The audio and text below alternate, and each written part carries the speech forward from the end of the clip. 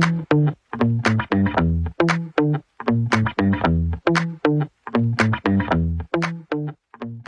there are a lot of cars that are worth the praise yet don't get them, and there are a lot of cars in the industry that are not as good yet they get all the attention and praise.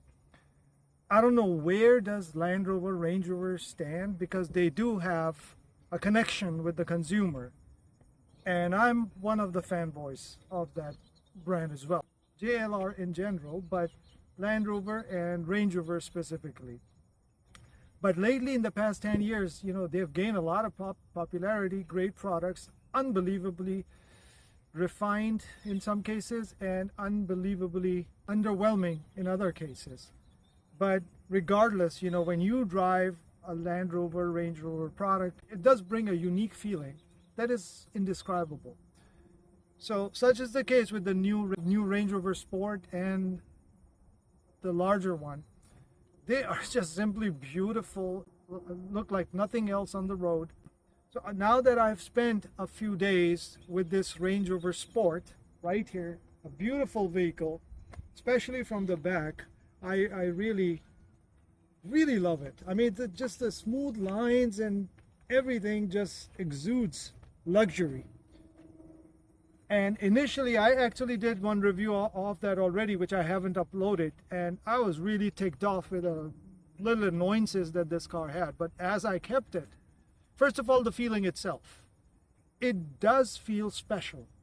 However, the overall execution could have been better in build quality, interior, and a lot of people, when they talk about interior quality, myself included, I'm more concerned about the materials and everything else. But how things are put together sometimes is also important.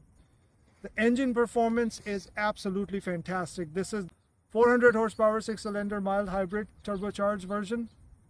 And I don't know why would you want anything else, because the response and the overall power delivery is very smooth and enjoyable. Ride quality is where on rough roads, I found it to fall a little short. Because it is very smooth, it is luxurious feeling, but the overall suspension tuning, it's quite jittery on rough roads.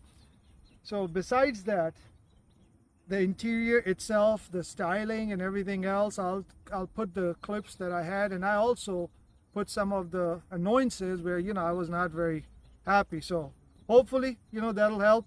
In general, this vehicle has won me over. The last generation Range Rover Sport, no matter how much I enjoyed or liked it, because the last generation, the HST model, was my favorite because of numerous reasons. And plus with this one, the gas mileage is marginally improved as well. So, but the last generation fell short, and hard plastic in a lot of other areas as well. This one, they have really knocked the interior out of the park as far as that is concerned. Seats are extremely comfortable. It's pretty roomy for the passengers. Yeah, the cargo capacity is not as you would find in the X5 and all. And X5 is the benchmark here. When you talk about the overall execution, the build quality, the way it's put together, and this has closed the gap. It still feels more special than the X5 though. Yet it's just like that's what I'm saying. It's a bittersweet experience, but more sweet than bitter. So now I have come to the conclusion for the first time that if I ever get a chance, I would not mind keeping a Range Rover Sport. All in all, enjoy the rest of the video.